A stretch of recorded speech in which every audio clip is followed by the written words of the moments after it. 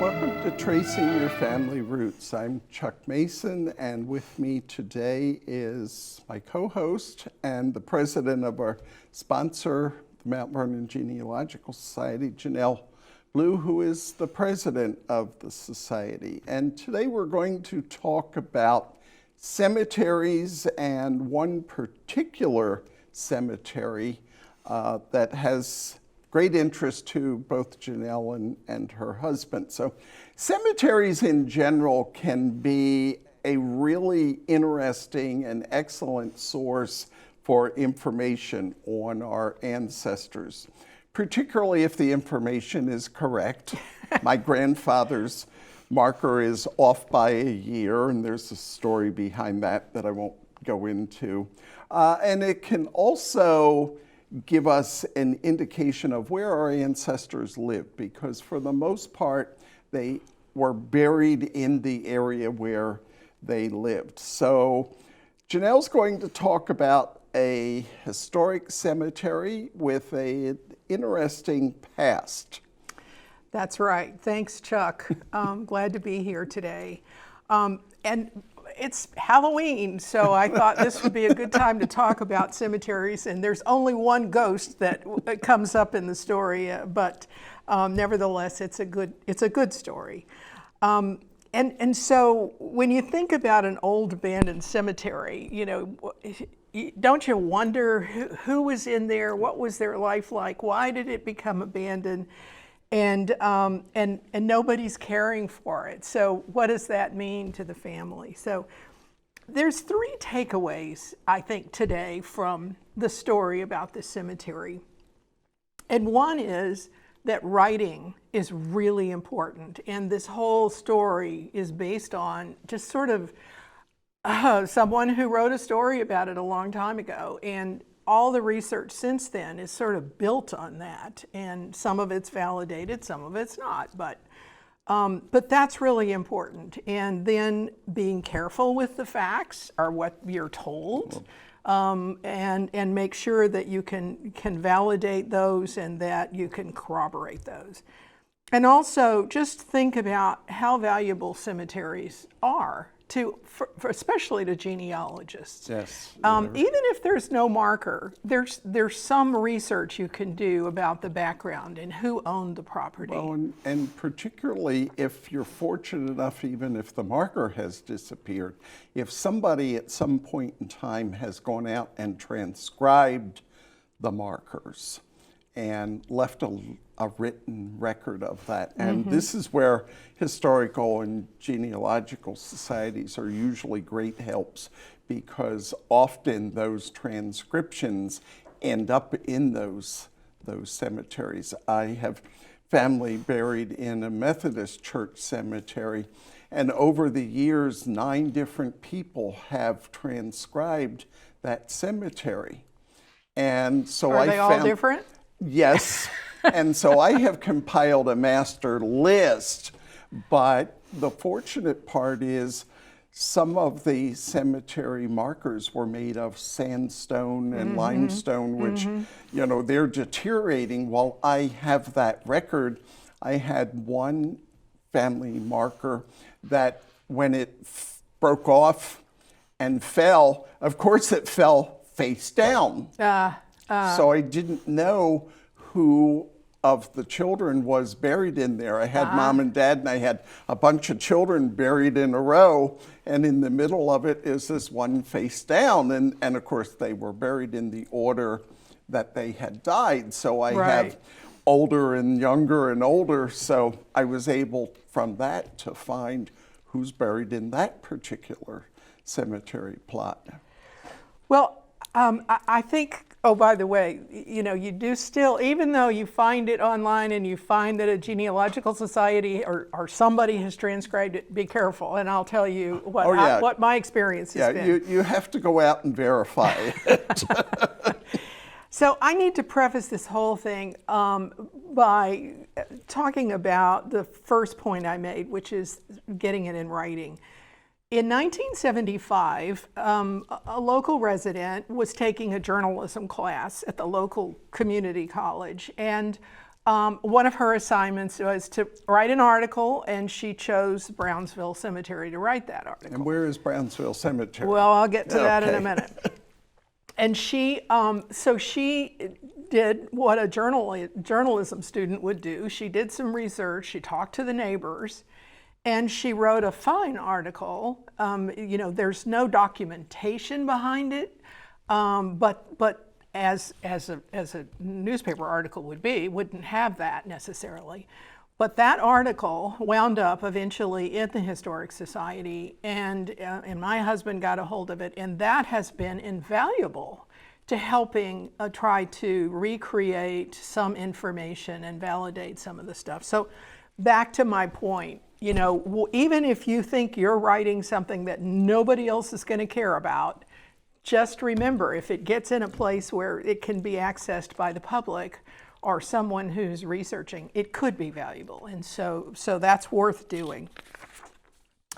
And by the way, this was like 72 years after the cemetery had been established. Excuse me.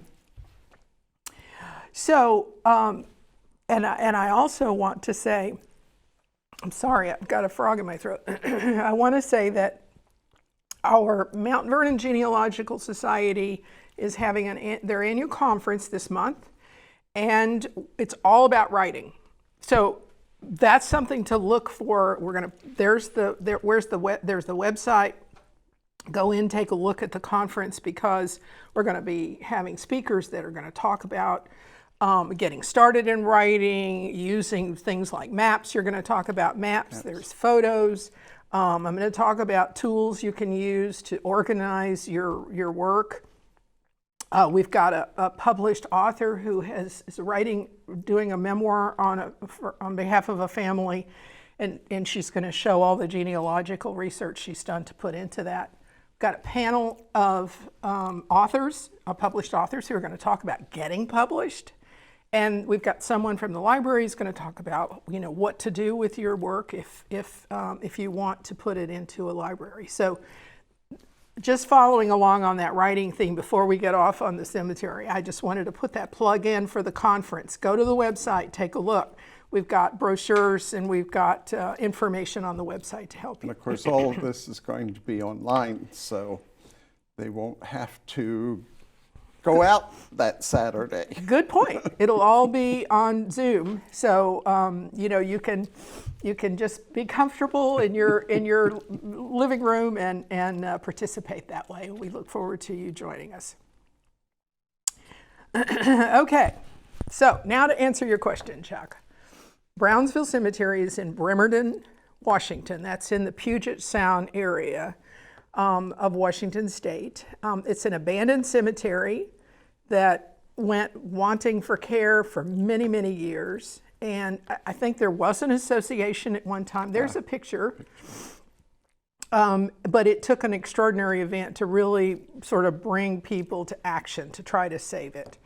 Bremerton, if you're not familiar with Puget Sound, Bremerton is about a ferry ride away from Seattle, about 15 miles. And it's the home of one of two of the U.S. main naval shipyards. And I think that's what brought a lot of development and population into the area. In 1880, which is when the original owner of this property was there were only 139 voters on the rolls in the whole county of Kitsap. And then in 1900, there were only 6,700, but you can see there was some growth, a lot of growth. And that's probably because the naval shipyard came in there, even though it was miles away. And also, it was a very interesting diversity of people that were there. There were Native Americans, the Suquamish tribe was there, and lots of Scandinavian immigrants, probably because of the fishing. And there were also Asian Americans. They were all living very happy together. I don't mean literally together, but in the same area. The cemetery was located on a 1/2 acre plot of land that was deeded by a guy named Andrew Dogfish Nelson, that was his nickname, in 1903. That's because he had a dogfish oil business. Oh, okay. So he was well known in the community, so he deeded this half acre, it was adjoining his own property, to three different guys, this Carl Grahn, Louis Peterson, and Charles Nyman. And why do you think he deeded it to those specific people? Were these family members? Or? Perhaps. Well, one in particular was. The story goes that he was a very kind man, and there probably may not have been a lot of cemeteries around at that time. Probably not with that few people. Yeah.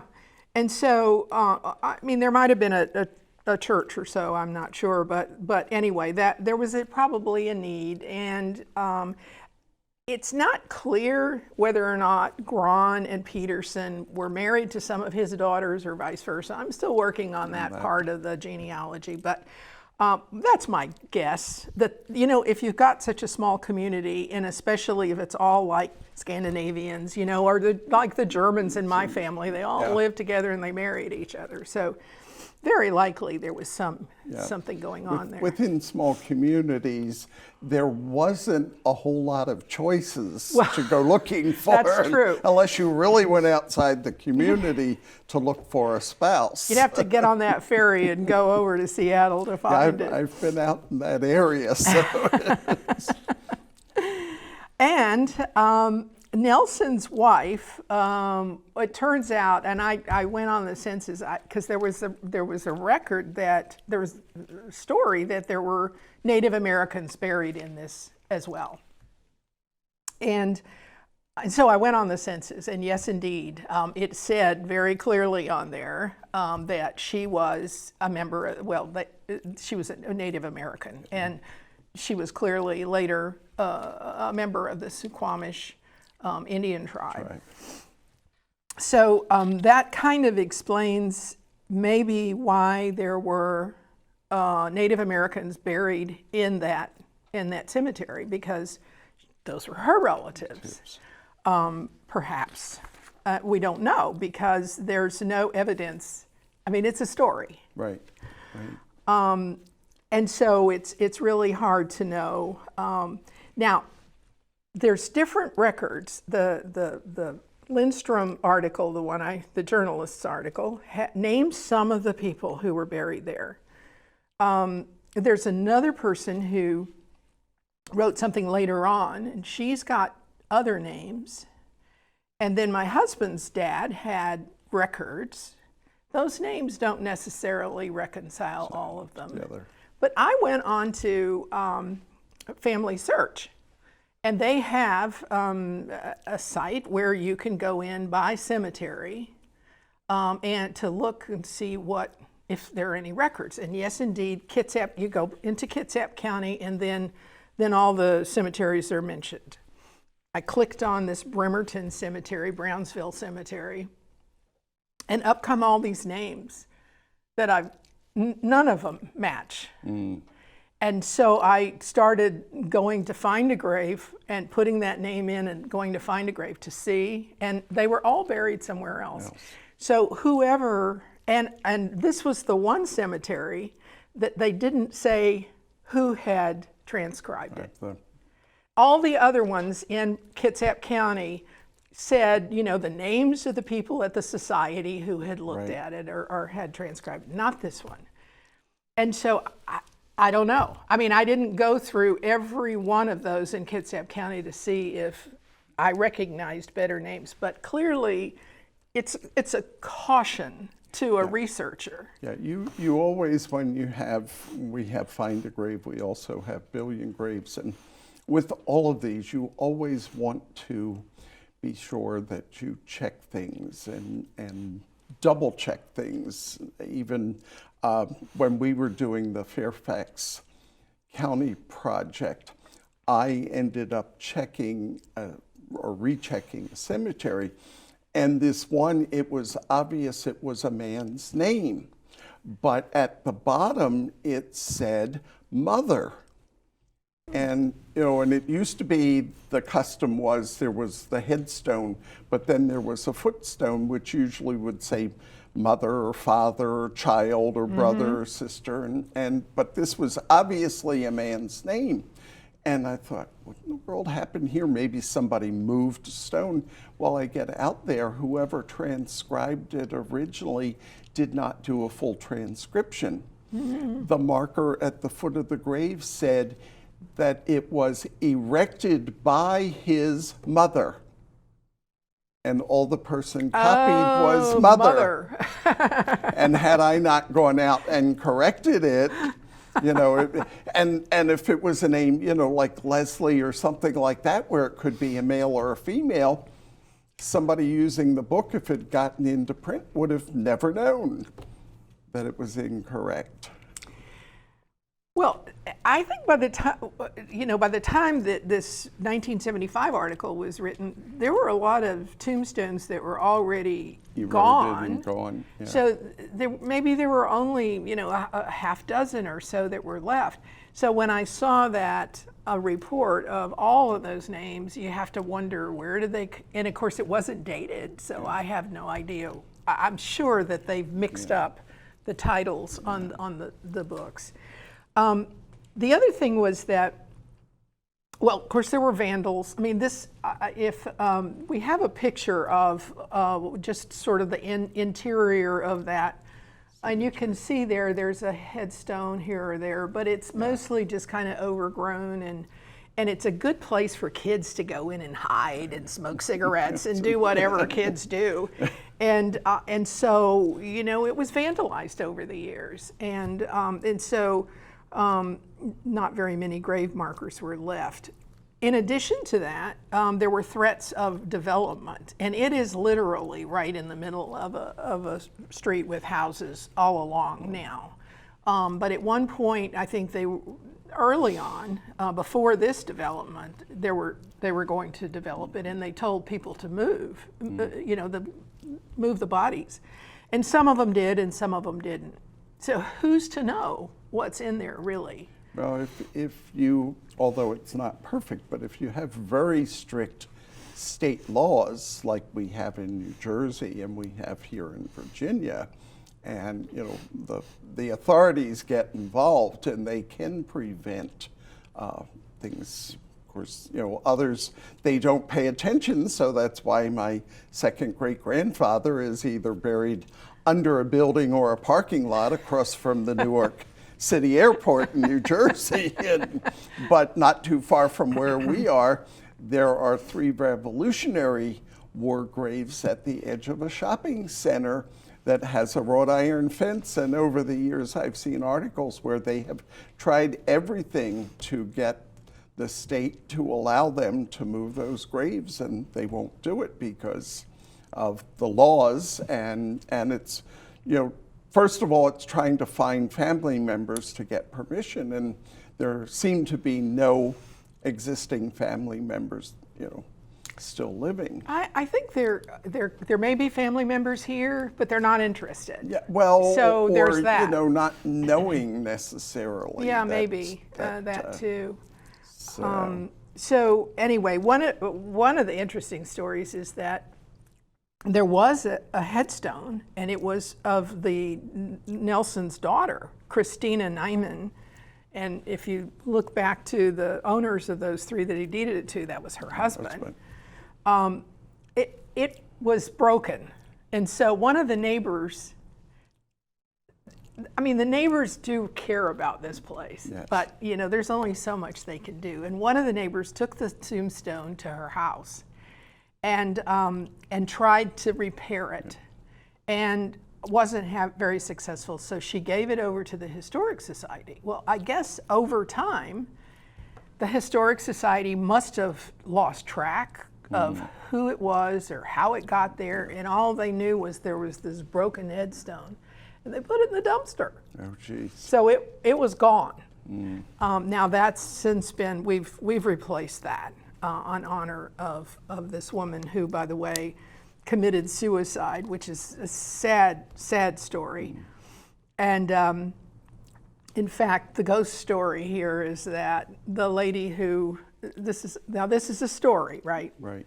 But the lady who was trying to fix the headstone has reported sightings of this ghost that, may or may not actually have happened, but it's a good story. So then how did you and Mike get involved in the project? Okay, well, What's so your connection? Mike lives in Virginia. He moved here 40 years ago, but he started working on his genealogy, and he connected with the Historic Society and some others, and so they must have had his name. And I think he had actually gone earlier before this event happened. And so someone was knowledgeable that he might have been a next of kin of one of the people buried there. So as it turned, and then also he remembered going there as a young boy because his father was a custodian of the cemetery. It was at that time they formed an association, which later became defunct because nobody kept it up. But his dad would keep records of who was buried in there, and that was probably the later ones. Right. He would keep, and it was a $5 fee to bury someone there, and so he kept records of that. And he also, his mother was buried there, so he would go clean it up. And Mike went with him a few times, but completely forgot about this thing until all the genealogy research 40 years later. And so one day he was alerted that they were cutting, a neighbor was cutting some historic trees to improve his view. And we have a picture of what that view turned out to be. And you can certainly imagine why. I mean, that's from the cemetery. That's looking straight out to the sound from the cemetery. So you can see your land value would certainly improve because he was right next door. That sent off all kinds of alarms. First, the other neighbors were upset. They called the sheriff. It gets sticky about that, especially because it's an abandoned cemetery. Who are you going to call? Who's in charge? Did finally get the state involved, the historic organization that's part of the state, notified the Indian tribe because, in fact, there was a story that the Indians were buried there, the Native Americans, and so they could impact that part of it. And so together, a lot of people got involved to try to do something about stopping this guy, which they were successful in doing. I think he cut down 6 of the old growth trees, and then he trimmed a bunch and topped some. And really, what wound up being fined $14,000, which hardly covers anything more than cleanup, and they are replacing some of the trees, but it's never going to be quite the same. Yes. And so that's, thanks to Mike, who really went into gear to try to do something to save this. Had he not done that, who's to know if anybody would have, the whole place could have been cleared off, and every neighbor could have had a great view. Had a building built on it with a parking lot. The other thing is that, in interviewing my own husband, we kept talking about his grandmother being buried there as if she was truly buried there. But it turns out he had forgotten that he had documents from the funeral home that said she was cremated. So now then he recalled that, oh yes, there is an urn that's buried there.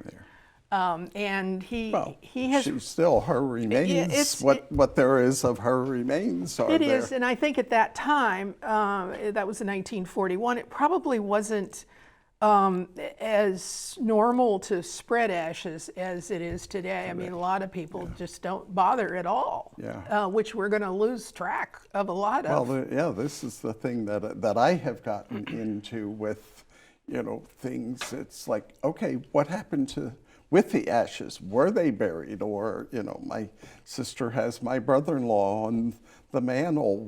My parents have a neighbor Really? whose son has the urns with his parents on the mantle. He is an only child, has no cousins. His parents were only children, and so, you know, he's getting up there in age. He's into at least his early 80s, and so what's going to happen to those two urns with his parents' ashes once something happens to him? I have a feeling they're going to get spread on the ocean or something. That's why I've got my plot. I'm being planted. I want to tell you a little bit about the Native Americans. This was the Suquamish tribe, and there's Snohomish. There's all these different tribes that are in the Washington State area, but these guys were down in the Puget Sound, and they were, they lived by the water. They lived off of fish and maintained, that was their source of sustenance. And the story is that this cemetery had a steep slope down to a ravine. So actually the plot of land probably wasn't very useful to the farmer. Right. So this is, how he chose it. But the story is that the Native Americans who were buried there, there were never any markers or names. No. And they were buried didn't do that. along the slope because, now this is a story that I haven't validated yet with the tribe, but I'm trying, that they wanted their bodies to be close to the water. And that they had originally buried their dead near Puget Sound, but over time, had moved inland. Right. And so it's very possible that there are bones there. I'm interviewing the tribe historian to try to understand more about their customs. But anyway, that's an interesting thing too. And oh, by the way, the Suquamish tribe is where Chief Seattle was. Okay. But he was buried in a real cemetery because he had converted to Christianity. And many of them had. Yeah. Anyway, we're running out of time, but I just want to summarize and say there's a whole lot of value in looking into abandoned cemeteries. If you get a chance to work with an organization to do that, it's worthwhile. Yes. Well, Thank you, Chuck. Janell. This was very interesting. And remind our viewers that they want to go to the Mount Vernon website and look into attending the conference. Yes, it's towards the end of October, so there's plenty of time. You can go onto our website right now and register, and we look forward to your participation in this. Thanks. Thanks. So.